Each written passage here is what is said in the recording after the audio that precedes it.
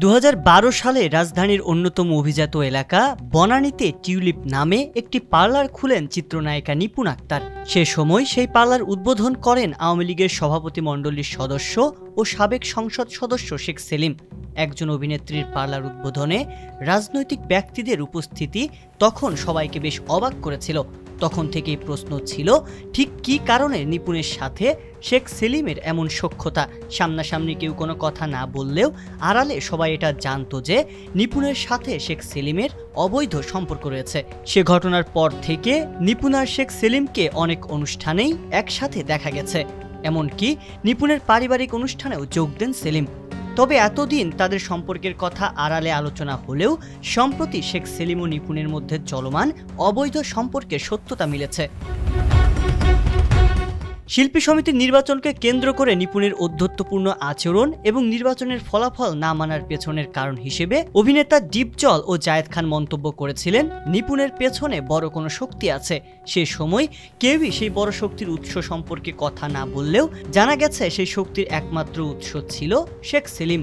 নিপুণের ব্যক্তিগত জীবনের সকল সমস্যার ঢাল হয়ে থাকা শেখ সেলিম তাকে শিল্পী সমিতির নির্বাচনে জয়ী করতে করেছিলেন প্রচুর দৌড়ঝাঁপ।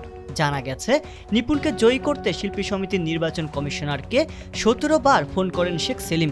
অর্থ আর ক্ষমতার লোভ দেখিয়েও যখন নির্বাচন কমিশনারকে বাগে আনতে ব্যর্থ হয়, তখন জায়েদ খানের কাছে ভোটে হেরে যাওয়ার পরও আদালতের দ্বারস্থ হন নিপুণ। বিজয়ী প্রার্থী জায়েদ খানের বিরুদ্ধে তিনি নির্বাচনী আচরণবিধি ভঙ্গ এবং টাকা দিয়ে ভোট কেনার অভিযোগ তুলে নির্বাচনী আপিল বোর্ডে লিখিত অভিযোগ জানান। তার প্রেক্ষিতে এক অদৃশ্য শক্তির বলে জায়েদ খানের প্রার্থিতা বাতিল করে নিপুণকে বিজয়ী ঘোষণা করে আপিল বোর্ড। এরপর সাধারণ সম্পাদকের চেয়ারে বসে দায়িত্ব পালন করেছেন পুরোটা সময় ধরেই। নিপুণ আর শেখ সেলিমের অবৈধ সম্পর্কের কথা নিয়ে মুখ খুলেছেন নিপুণের প্রাক্তন স্বামী সাজ্জাদ হোসেন অপু। গণমাধ্যমে দেয়া এক সাক্ষাৎকারে তিনি শেখ সেলিমের সঙ্গে নিপুণের বিশেষ সম্পর্কের ইঙ্গিত দেন। পাশাপাশি দাবি করেন, শেখ সেলিমের প্রভাব খাটিয়েই ডিভোর্সের সময় নিপুণ তার কাছ থেকে বিপুল স্বর্ণালংকার সহ কোটি টাকার সম্পত্তি হাতিয়ে নেন। ক্ষমতার দাপট দেখিয়ে ধরাকে সরা জ্ঞান করা নিপুণ আক্তারের প্রশ্রয়দাতা শেখ সেলিমের ব্যাংক হিসাব ইতিমধ্যেই তলব করা হয়েছে। একই সঙ্গে তার ছেলে FBCCI এর সাবেক সভাপতি ফজলে ফাহিম সহ পরিবারের সবার ব্যাংক হিসাবও তলব করা হয়েছে।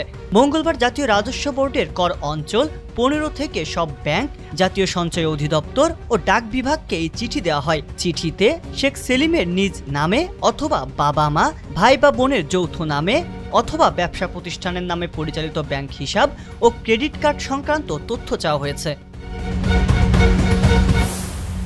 সংবাদ, ফিচার ও অনুষ্ঠানের জন্য ভিজিট করুন সংবাদ প্রকাশের ওয়েবসাইট এবং যুক্ত থাকুন ফেসবুক পেজ ও ইউটিউব চ্যানেলের সঙ্গে।